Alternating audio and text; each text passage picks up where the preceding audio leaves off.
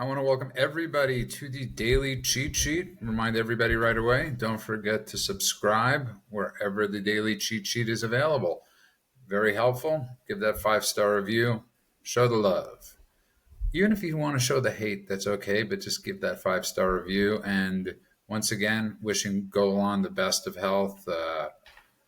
Man, sometimes a virus is very hard to kick. So I think he's sick to his stomach over the Mamdani win in New York.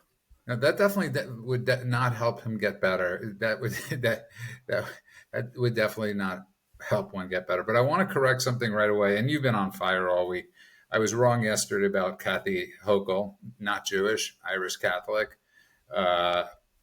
So as we always say, correct ourselves on this show. But there's something I want to get into very quickly because we touched on it a little bit and it's a little confusing. And President Trump is calling for the filibuster. So just so everybody understands, filibuster has been around for ages. For a bill to get passed, for a bill to actually go to the Senate to get passed, it needs 60 votes. Before that could happen, for a bill to get passed, it needs 60 votes. It's called cloture. And then it could go on and they could vote on it. At that point, 52 people, 51, 50 could vote, Mend. And all you need is, let's say, the vice president. So that was actually changed in 75. They lowered the number down to 60. It used to be greater than 60. So Harry Reid in 2013 changed the filibuster, and he didn't change the filibuster. He used the nuclear option for presidential appointees and certain other appointees. That you didn't need that. You didn't need the 60 votes. You could it was a majority thing. Mitch McConnell pushed it a little further in 2017 when he went for judicial nominees, and he went for so just so people understand. That is what a filibuster is. It's the argument. It's preventing a bill from being allowed to be voted on. That number 60 has been around since 1975. So what President Trump is saying is use the nuclear option, get rid of the filibuster for everything. And Republicans are pushing back on this because that 60, even though it's very short-sighted right now, man. The idea of passing the budget and ending the government shutdown, as we said yesterday, the side effects will be really dangerous if we get rid of that 60. Did that make sense? I think so. So the filibuster is you don't just need a majority, you need 60 votes. You need 60 votes. What a filibuster is not allowing that 60 votes to happen. You're blocking it. You're arguing. You need 60 votes you need 60 votes for a bill to get to the point where it can be passed. Okay. Right. And the Republicans don't have 60 votes, and they got 2 Democrats to cross the aisle, and they need more. And Trump is saying get rid of the filibuster. I don't think it's a good idea to get rid of it. So, I did not think it was a good idea when Biden was talking about getting rid of it.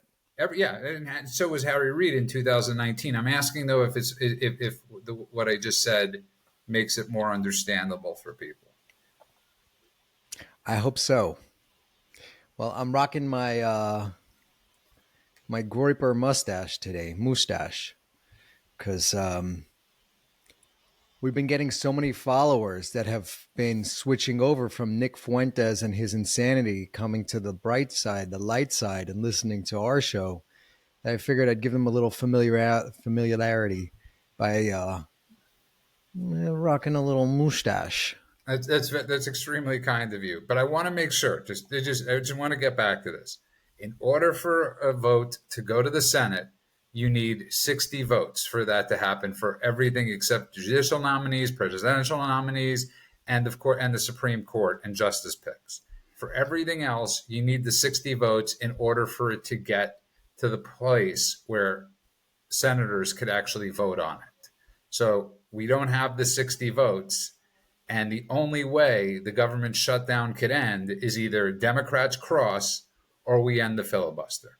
All right, so this is what the explanation I just read, which is the filibuster is a U.S. Senate rule that allows any single senator to delay or block a bill or other measure by extending the debate indefinitely. So they could debate it indefinitely. The way you end the filibuster is you need a supermajority of 60 votes to get Yes, past it.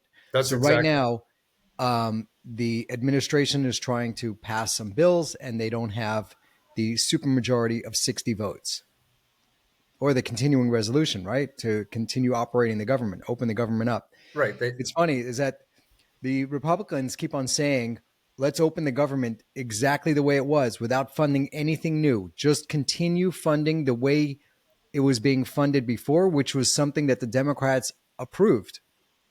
And the Democrats are going, no, we will not agree to that unless you add, I think it's $1.3 trillion in additional funding that they want to add for things like healthcare for illegal migrants, aliens, illegals.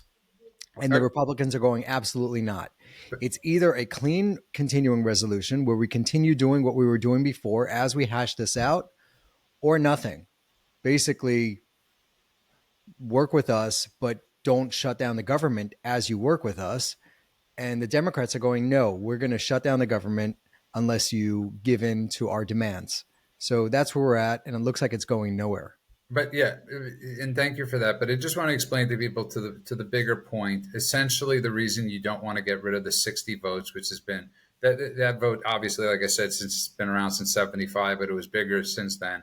Is think about guns. Without the ability to filibuster, all you would need is a majority to get rid of guns. All you would need is a majority to pass to pack the courts.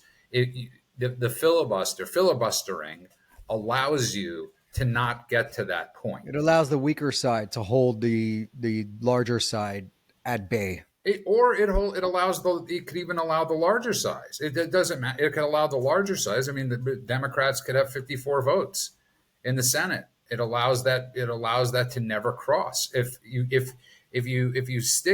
get rid of it, then 54 Democrat senators could simply say, "Hey, let's get rid of guns." They could vote on any gun legislation they possibly want.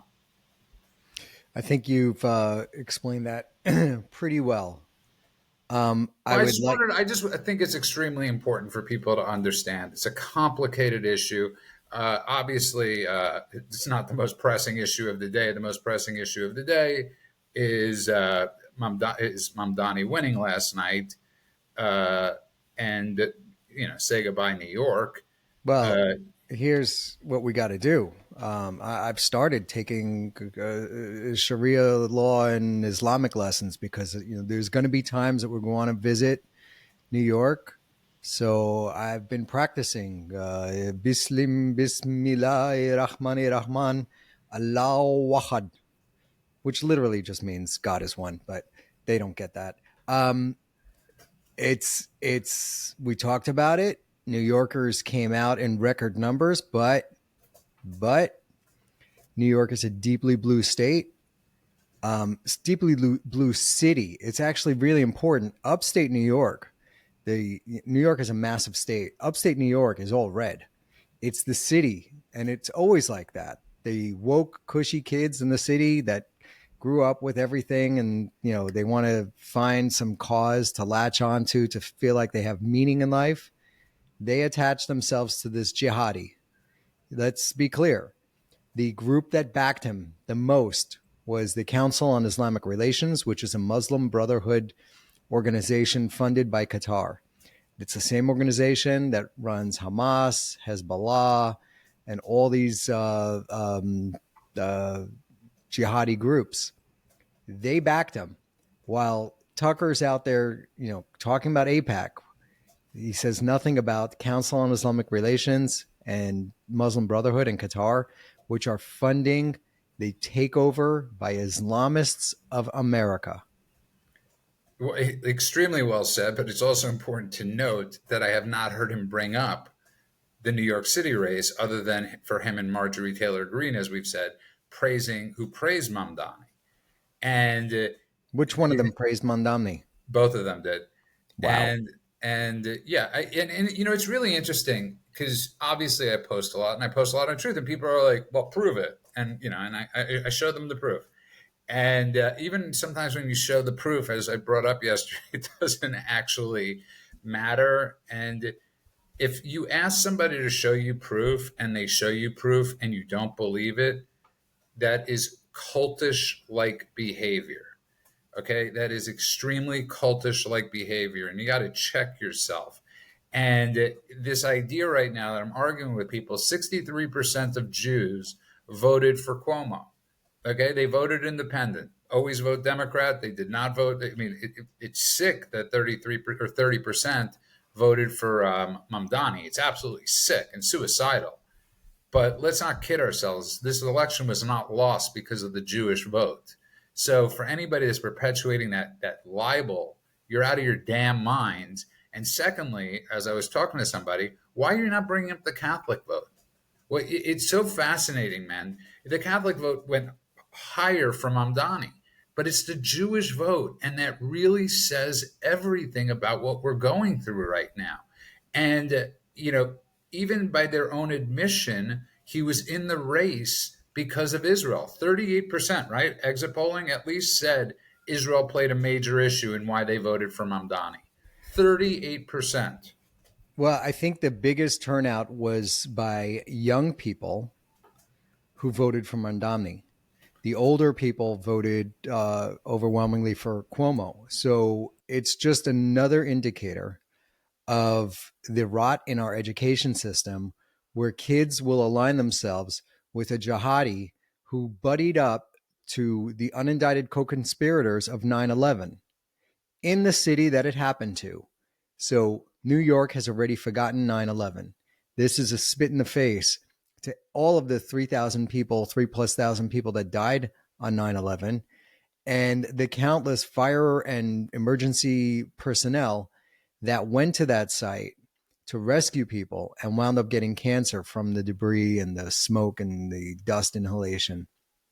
So it's a sad day for New York. It's a very sad day for New York. The bat signal is now up. I saw a post detailing all the different cities where Muslim radicals are running for office or have won office. We're talking about the Rashida Tlaibs, the Ilhan Omars, and there's a lot more of them.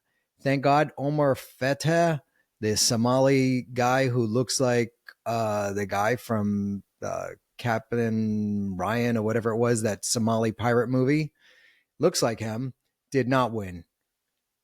But that guy was like, I mean, he looked like a cartoon caricature of a Somali pirate running for office in Minnesota, I believe it was.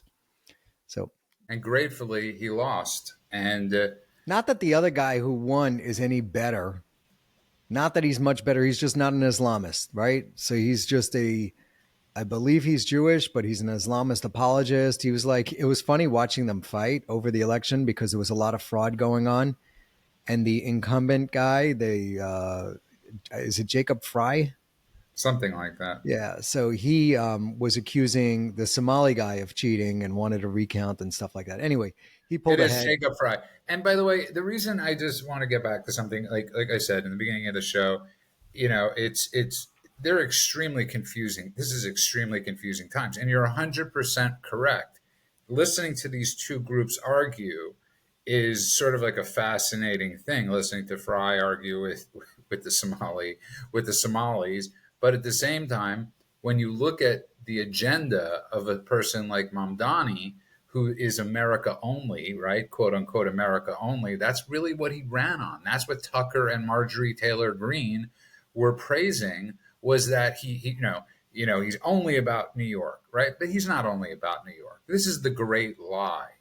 And so it's really interesting watching, as we've discussed so many times, this horseshoe, left meets the right. And we're watching it right now in full force. We're watching people, men, that hate each other on almost every issue align on one issue. And I don't think we've witnessed this in our lifetimes, but that's where we are. It just shows you how deep that hate is. They are so blinded, so obsessed with Israel and AIPAC that they don't even mention CAIR. As Council on Islamic Relations, which is a Muslim Brotherhood organization, was the main backer of Mamdani. Not one of them. Tucker hasn't said a What about word. Soros? Remember when Soros was the George boogeyman? Soros. They were like, "Oh, the billionaires are backing Cuomo." Soros backed Mamdani. So I can't. We can't get to a RICO investigation on the Soros group fast enough. You also can't have a logical conversation fast enough. That's really wherein lies the problem. So, just so people understand, so DeSantis brought up a great point. So, people are wondering about New Jersey. I'm glad you brought up yesterday that in Jersey, there are a million more registered Democrats. Now, I want people to think about what happened is during COVID, a lot of people from Jersey moved to Florida. So, had all those people not moved to Florida during COVID, we probably would have had a Republican governor last night. But the problem is, so many people from New York also moved to Jersey and brought their politics with them. So it's this vicious cycle that's going on. So this was not a referendum on Republicans last night. This is what people understand. No race was lost last night in a Republican stronghold. So whatever people are trying to say, this wasn't a loss for Republicans. This was a loss for America, especially New York City. This is a devastating. The New York City thing is far supersedes Virginia, which always goes blue pretty much, except for a few Republican governors. In New Jersey, which has gone blue for quite a while, and Pennsylvania, which is a wonky place. So I don't get this being a referendum in any way on Trump. And this is not me defending Trump. This is just being a reality. If this would have happened in Alabama, man, I'd say, yeah, we got a problem. The problem is New York City with Mamdani. And I don't think it could be saved at this point. Yeah, I don't think. Well, look, we're stuck with this guy for what? For 4 years? 4 years, yeah. Unless they impeach him, which is probably not likely to happen. I think this is more telling. This is more telling of the rot that we have in the education system. If you have kids willing to elect a jihadi in the city, that jihadis brought down the World Trade Center and killed over 33,000 Americans. That should be a no-brainer. It should be really simple, and anyone running on a jihadi platform should get 0 votes. I'm not even saying ban them. I'm saying the people of New York should have done a better job. But I'm seeing these posts of the people who voted for this guy, and it's like they are ushering in their own demise. They're so delusional and nutty.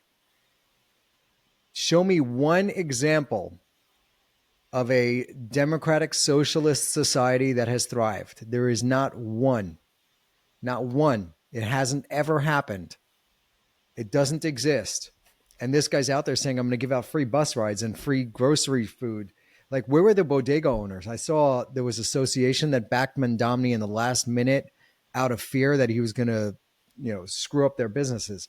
But he's going to screw up their business if he opens up the government-run food subsidized stores. These guys are done, and they deserve it. They deserve to go out of business.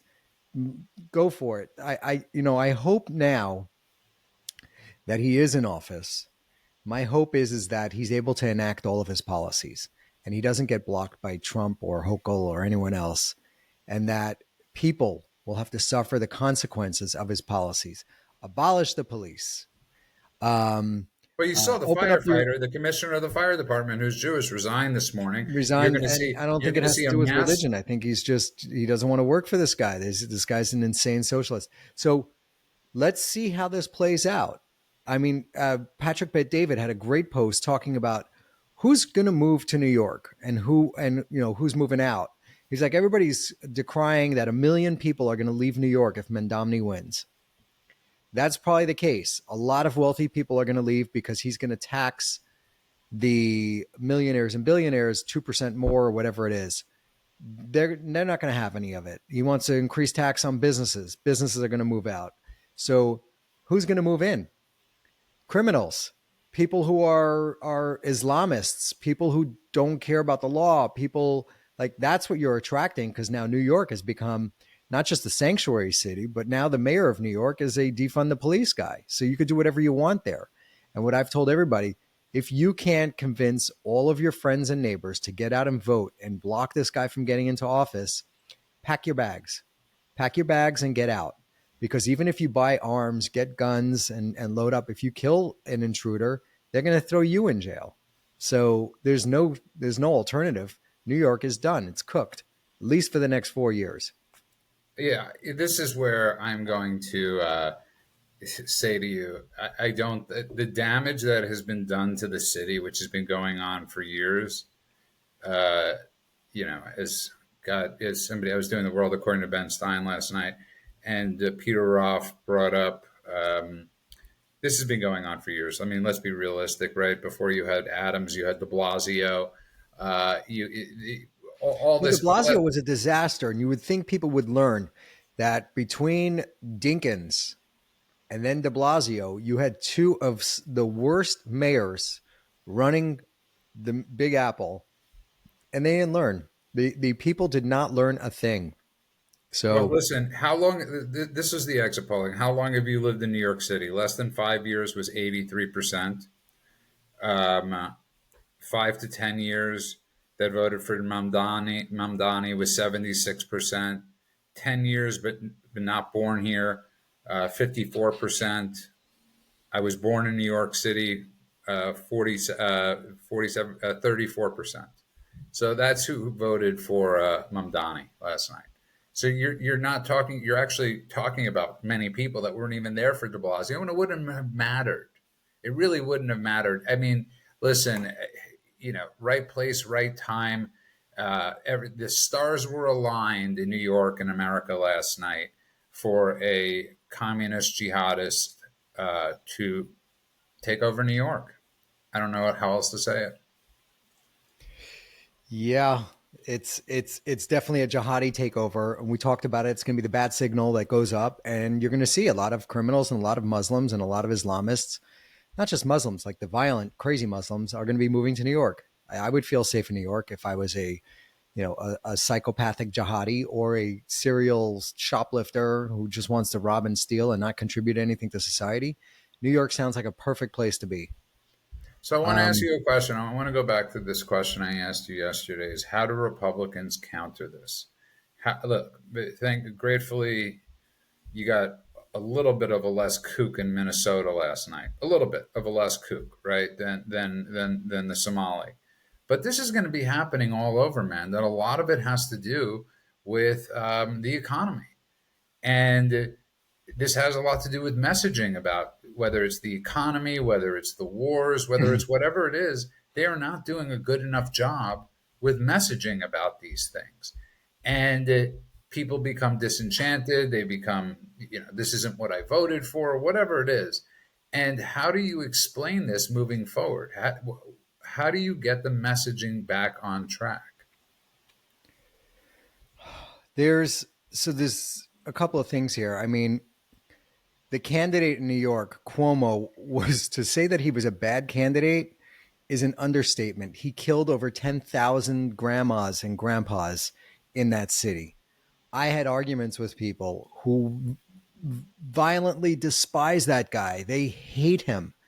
Not only was he killing everybody's grandma, he was on TV every night on CNN with his brother joking around and making all these dumbass COVID jokes while everybody was suffering, and him and his giant Q-tip and all the other nonsense that they were doing.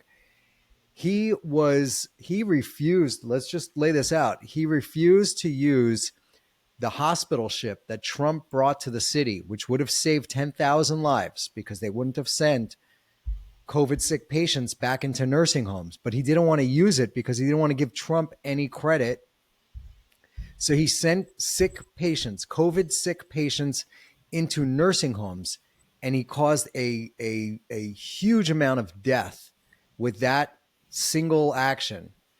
And it was all to spite Trump so that Trump couldn't have any wins during. So that was like a Democrat operative move. The Democratic Party didn't want him to give Trump any wins. So he refused to use the floating hospital that Trump sailed into New York Harbor.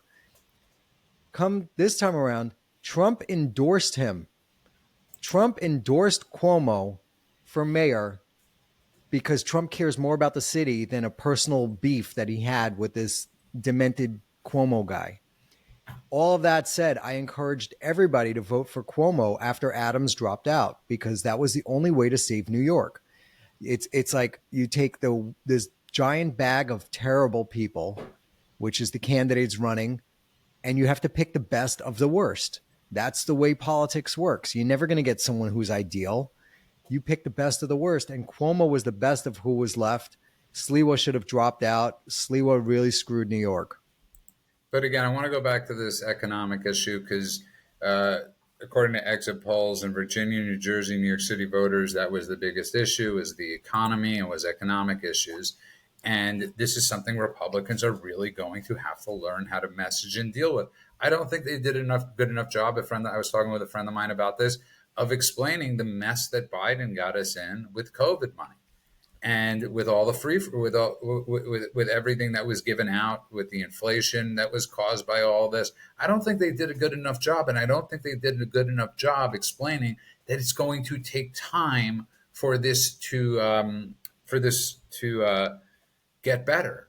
And people are telling you why they're voting for something. Listen to them. If people are telling you they're voting because the economy is not how they want the economy to be, regardless of what Wall Street is doing, listen to those people. You can't live in New York City, man.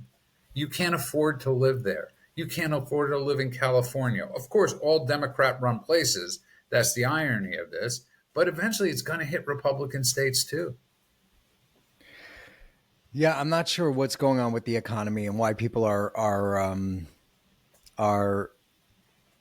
upset with the economy. It's been getting better since Trump took office. And I think if you look at the Virginia race, was it Virginia where Abigail Spanberger defeated Winsome Sears? Yes. Virginia. So, and they're doing incredibly, right? They're doing incredible as far as the economy goes. Their economy is doing well. It's a state where 57% chose Spanberger, the white Democrat woke lady, while 42.6% backed Winsome Earl Sears, the black lieutenant governor who was running for governor's office. But there was a district attorney, the guy running for the district attorney of the state. He had made statements calling for his opponent's children to be shot so that the Republicans feel pain. And he still won the election. So this shows you that it's not about policy and it's not about anything other than tribalism, where people will ignore the most heinous aspects of a candidate as long as they belong to the party. And that's what we saw in Virginia. And I think that explains a lot of it, is that the Democrats and these woke people were so much more energized to come out and vote. I mean, they literally believe that the world is ending tomorrow because of climate change. So why wouldn't they come out and vote? And Republicans are way more lackadaisical about a lot of this stuff, believing that everything is going to work out no matter what. And not a lot of them came out, or not enough of them obviously came out to vote. So I think there's more to be said about that than there is to be said about the administration's messaging on the economy. I don't think any messaging would get through to these people. They believe. No, I said going forward. I'm talking about moving forward and moving ahead. You obviously have the midterms coming up, less than a year away at this point, right? Pretty much exactly a year, you have the midterms coming up. Unless they get this messaging across, and I happen to believe right now Republicans are going to do very well. This shutdown has not done well for Democrats. They are not polling well but it's still, a year is a long time away for this shift to happen, and people need to be. The message has to go out, man, and the message has to go out. Don't be lackadaisical. Don't expect there to be a conversation that's of that's logic. the thing, is that, I spoke to so many New Yorkers that were very lackadaisical about this election. They're like, no, it's not going to happen. Dude, looks like it's going to happen. And it happened. And not only did it happen, he won an overwhelming majority. So, now he's screaming, I have a mandate, like Trump when he won with an overwhelming majority. So the good thing is that it's isolated to just New York. New York will be a little bit of a Muslim town for an Islamist jihadi heaven for the next 4 years. And then hopefully they'll come to their senses. Yeah, well said. And I also think it's important that you explain the topography of New York a little bit. I think it's it's one of those days that really this is the news. I mean, I can't think of any. This is one of those days. This is what everybody's talking about. But I also want to remind people again, this is not a referendum on Republicans. This election had nothing to do with Republicans. Okay, Virginia is a blue state. Youngkin was an outlier when he won. He won because of Loudoun County, as we spoke about on the phone. New York is not a Republican state. Rudy Giuliani was the exception to the rule, and then Bloomberg came in, who was not a Republican, who I want to say, I believe, switched parties to become a Republican, and he's definitely now switched back to being a Democrat. So this wasn't about anything to do with Trump. I'm just saying, moving forward, we really need to figure out our messaging, and we also have to get together as a party. This insanity that's going on in certain parts of the conservative movement are absolutely insane. This is, this is like just absolutely insane. Everybody's having private conversations about this, men, and you know that as well as I do, about what do you do about what's going on. Every person I know, other than the sycophants that are listening to Tucker or MTG or whoever they're listening to, everybody is discussing how do we deal with this issue? How do we deal with this issue? And it's so important to note that when Trump won this election with 77 million votes, however many votes he got, a lot of those people were first time to the party. So the people that are talking out, the talking heads, the talking pundits, a lot of these people were Bernie bros. People need to remember Joe Rogan was a Bernie bro. A lot of these people were Bernie bros. So we brought a lot of people into the party to vote this time, but at the same time, a lot of them do not share our value systems when it comes to conservative issues and so many of these things. Yeah, talking about the crazies, Marjorie Taylor Greene went on The View. I mean, that is something I never thought I would say. It's exactly right. The View is out there making fun of her day and night Calling about Trump her. a fascist, What's that? calling Trump every name in the book, calling Trump voters every name in the book, and she goes on the show and cozies up. Yeah. So, she did a charm offensive going on The View. Um, she laid out her views on Republicans' refusal to release the Epstein file, the government shutdown, lack of Republican healthcare plan, and the war in Gaza. The hosts were smitten. Can you believe this? Yeah. They were smitten by MTG.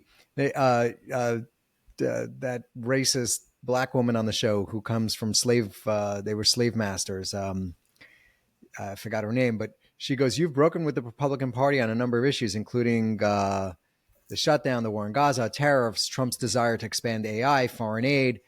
Sonny Houston, that's who it was. But you also had clips highlighting in public, very public spats you've had with your colleagues, where your behavior, some would say, was unbecoming of a congresswoman. You're promoting conspiracies theories like QAnon in the past, but you seem to have grown past that. Why the change? And then Joey Bayer, jumps out and goes, "Maybe you should become a Democrat, Marjorie." Did you actually watch this or you were watching clips? No, I couldn't. I didn't watch it. I read the article on it. And I was like, oh my God, how far has she gone that she is getting praised by The View? I mean, if you want to talk about absolute dumb people on TV, spreading their insanely out of touch views, go watch The View. It's the worst thing on television, and that's where Marjorie Taylor Greene decides to go, and they love her.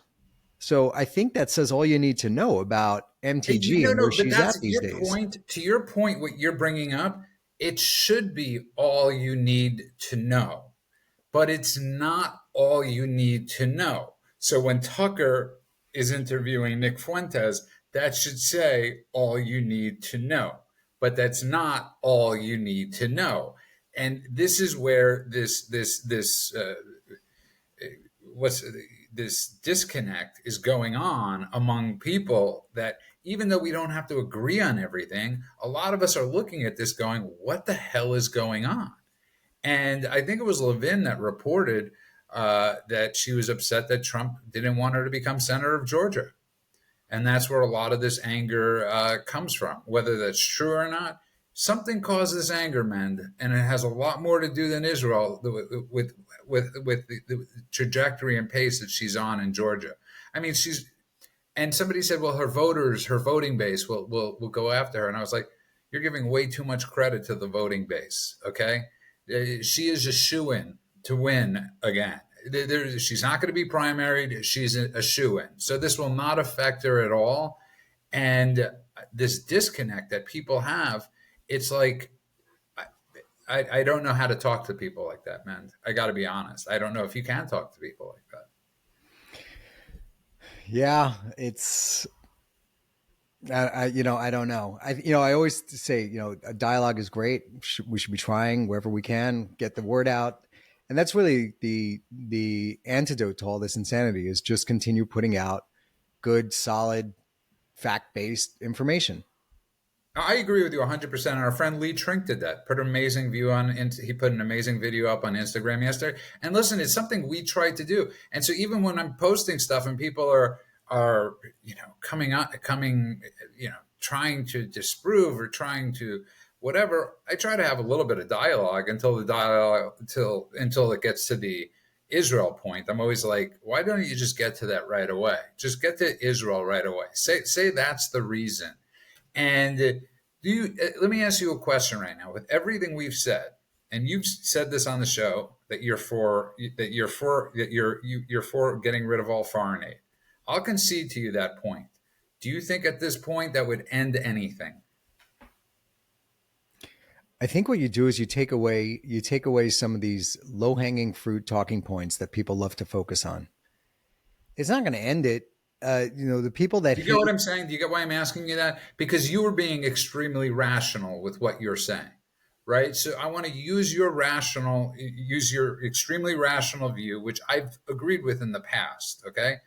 And say, even if you were to cut that out, that makes no change. I get what you're saying. It takes away the low-hanging fruit, but there's always going to be another fruit. Yeah, but if you make somebody have to connect, like Candace Owens went on a rant today talking about there were 12 Israeli registered cell phones on campus I thought the it was day that eight. Charlie Kirk got shot, right? She's going to have to connect the dots. And in the comments, people are going, have you ever heard of international students? Have you ever heard of, like, what are you talking about? She's so off the rails. So that one, it's easy to refute, and it's hard for her to make the case. With the foreign aid, how do you refute it? You have to go into like these it flips. You have to go into super complicated calculations of it creates jobs in America. Nobody gives a shit. They all lost the focus as soon as you said we gave them whatever $1 billion. So get rid of that. Stop doing that. Well, It's now not I'm going to end upset everything. that I It's started going the to put the show burden with. on them, put the onus on them to have to go find a new thing to complain about. Now I'm upset that I started the show with trying to explain to people what the filibuster was. But I think, I got to be honest. I think it's important to explain to people what it is because I don't think people understand it. It's extremely hard for us to Two even things are grasp. super confusing: filibuster and gerrymandering. Nobody understands what the hell it is, either one, but they're both gerrymandering should be gotten rid of, which is the Well, fake way let of carving Republicans. up maps. They carve up maps so that they'll take a heavy red area and then include it in a much larger blue area. And now that red area becomes null and void because the blue area is going to outvote them. And then you eliminated a red seat. And that's what they're doing in California. It just passed. Prop 50 passed. So California is going to gerrymander the state further. And it's already skewed. There's very little Republican representation in What do we have? Congress. 9 seats. Yeah, I think they're gonna take away 5. Right. So a state again that 40% voted Republican at least will have 4 seats out of 52 in the House of Representatives. And people could fact check me on that number. It's either 51 or 52 seats that we have out here in California. So yeah, you're talking about very, very scary times. And they're out there framing it as saving democracy, which is funny. You know, it's the party that gerrymanders the hell out of these things is talking about further gerrymandering to save democracy. And by the Great way, time. yes, we Great do time have, to be I was alive. actually, and just so you know, I was actually correct. We do have 52 seats in California. Where we will be represented by 4 Republicans. Uh, so there you have it. Man, there is a lot of work going forward that Republicans are going to have to do. I put the onus on Republicans just so people know, and the reason I don't put the onus on Democrats is because if you're a conservative, you have to put the onus on yourselves of how to get better, of how to fix the problem. And I think that's extremely important. I know sometimes that bothers people that I'm harder on the right than I am on the left, but I'm on the right now. Yeah. Um, I don't know where I fall. I'm like in no man's land. I see some people on the right that I disagree with. I see a lot of people on the left that I absolutely disagree with.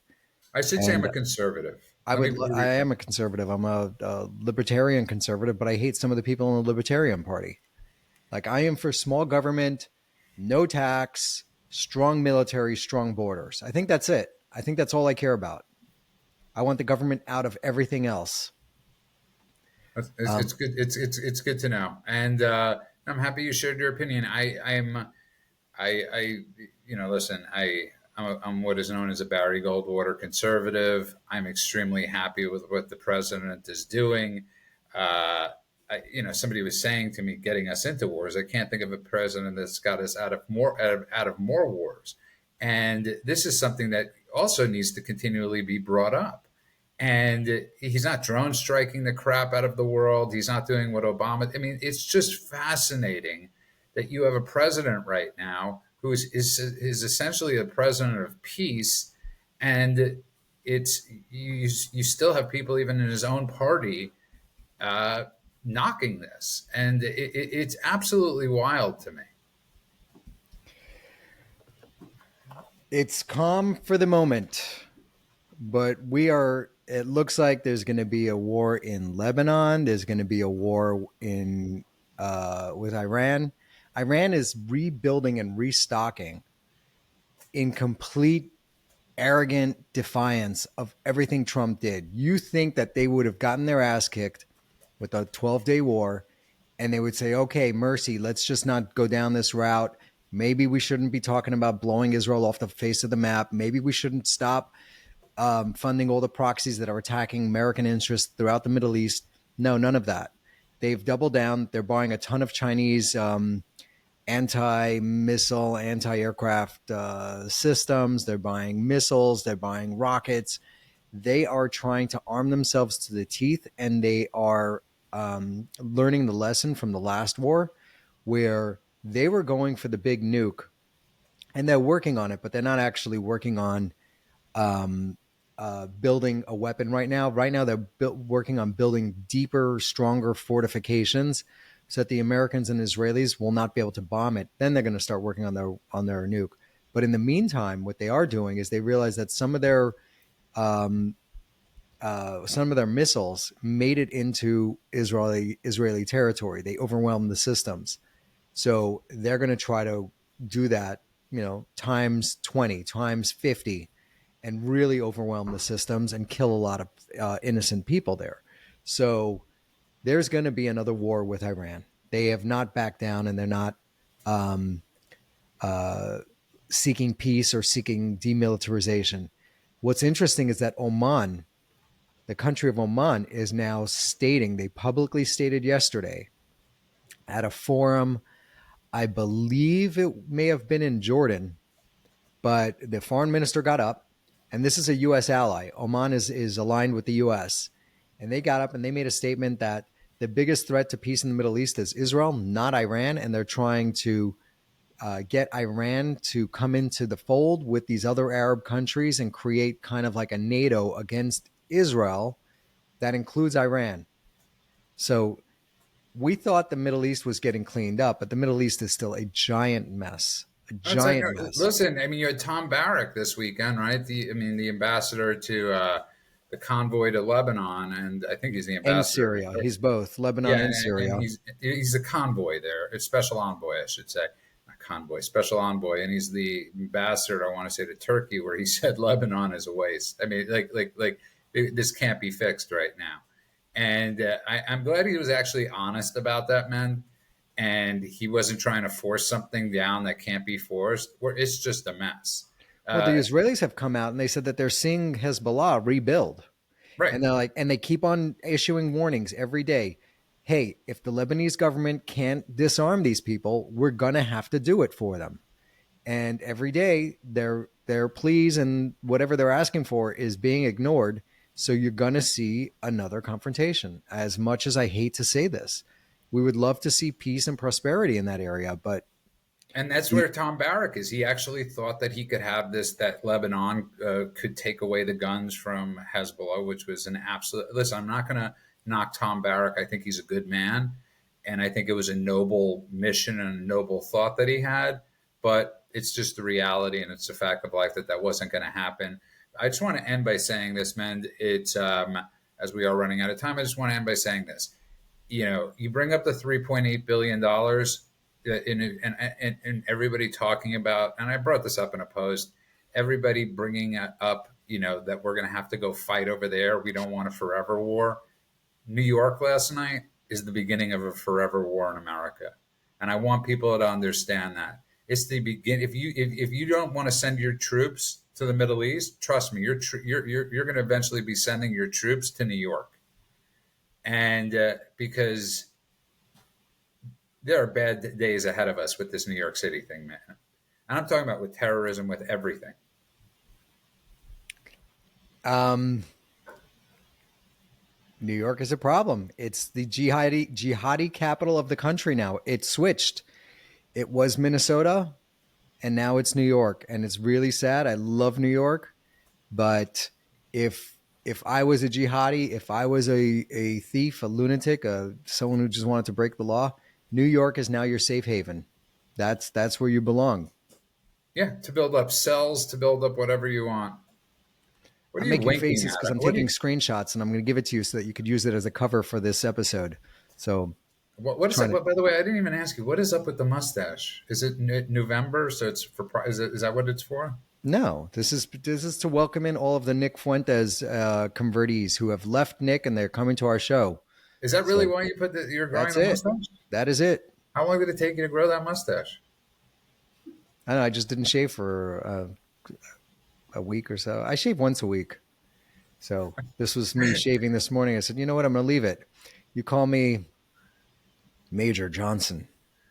Listen, as we're wrapping up, I'm sorry if I bored everybody with the filibuster in the beginning. My deepest apologies. This is like one of those wonky things, and I sometimes think you have to get wonky. People really do need to understand certain things that are extremely hard to understand. Even that being the New York City mayoral race or Virginia, I don't want Republicans walking away from this thinking we lost last night. We did not lose. Trump was not on the ballot last night. Sanity was on the ballot last night. And even though, man, that the exit polling says the economy was why people voted, I do not believe that at I don't all. buy it. This is I, this is more about tribalism, yeah, I and agree. the Democrats were way more fired up than the Republicans Yeah, were. yeah, I agree with you And 100%. my And heart again, goes out to Winsome Earl Sears. This is a woman who dedicated her life to public service. She was in the military. She would have been a great governor of Virginia. She was a respectable, accomplished black woman who lost out to a lying, woke white Democrat. And it's worth pointing out one other thing. I actually saw this, and I saved it. We'll post it on our Instagram. But it was a black professor talking about what DEI has done, and they broke down the numbers, and 77% of the benefits basically the people getting the DEI jobs, DEI administrator, DEI, whatever, like all the people in the managerial offices, 77% are white females. So you talk about DEI is supposed to be helping, the minorities and black people, but the people that are running the organization people, the people at the top, the leadership roles, all went to woke white women who all promoted each other and themselves in positions where they make them the lion's share of the salaries. They're not giving it out to like the actual DI people that they think should get those jobs. No, we're going to administer it for you, and we're going to take that heavy salary. So, just like everything else with socialism and all of these things, the people in the operations, the people running it, usually steal all the funds and make off like bandits. Same thing here. The numbers tell that these people that are running it, it's just a bunch of white, middle-aged white women that are woke, and they're cleaning up, making those big fat DI salaries, being DI administrators. Well, I can't think of a better way to end the show. So thank you for that information, and thank you for all the information you have provided in the last few days. Taking over for the professor, you have done yeoman's work, my friend. I want to thank everybody that's been listening and following the show, and you can find this everywhere at thedailycheatsheet.com. That is thedailycheatsheet.com. Don't let this get you, don't let New York get you down. Let it get you motivated. Yep. Great. And sorry? Great point. Lee Trink, our buddy who goes viral with his posts, just posted that. Yeah. Because now's not the time to despair. Now's the time to fight. Like, gear up for the next one. That's 100%. And that's all across the country. So you can find us everywhere at the Daily Cheat Sheet, dailycheatsheet.com. That's the dailycheatsheet.com. I want to wish everybody a good morning, afternoon, and night world, wherever you are. God bless you all.